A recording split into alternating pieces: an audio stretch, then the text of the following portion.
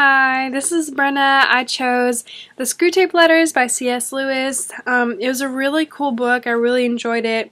Kind of showed both sides of kind of how the demons thought and how God thinks. And so this whole book is really just full of letters from one demon to his nephew. And the uncle is named Screwtape and his nephew is named Wormwood. And basically honestly, the whole book is just letters.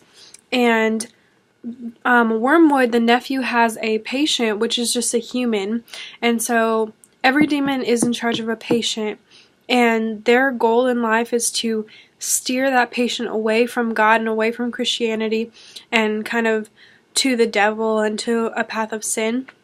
And so this book is just Screwtape giving advice to his nephew on how to better manage his patient, I guess, and how to kind of defer him from God and give him bad thoughts and stuff like that. And so he gives him advice on like women and money and just worldly things, and kind of tells him what thoughts to put into the human's mind. And so that's just the whole book, and that's him just giving him advice. And at the end, the patient ends up dying, but he goes to heaven, which is really cool. But for the demons, if their patient dies, then all the other demons devour their soul. So it didn't end up working out well for Wormwood, but there was a soul that was saved. So yeah, I have two insights from the book that I thought were really cool. The first one is on page 16. It's from chapter 4.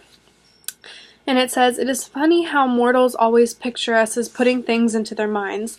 In reality, our best work is done by keeping things out."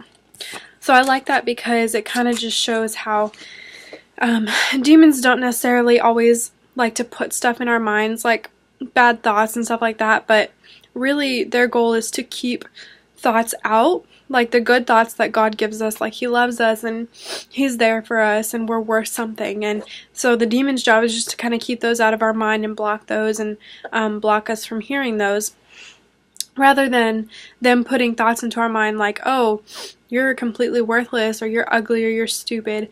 They just try to block God's thoughts. So I thought that was really cool. My other insight is from page 61, chapter 12. It says, "Murder is no better than cards if cards can do the trick. Indeed, the safest road to hell is the gradual one, the gentle slope, soft underfoot, without sudden turnings, without milestones, without signposts." So I thought that was interesting, and to me that kind of meant that a lot of the times we think of sin as like the really big sins, like murder or robbery or adultery or something like that, but a lot of the times what leads us into that big sin are those small sins, like little lies or a lustful thought or just stuff like that. And so all of them are sin, and there's no greater sin.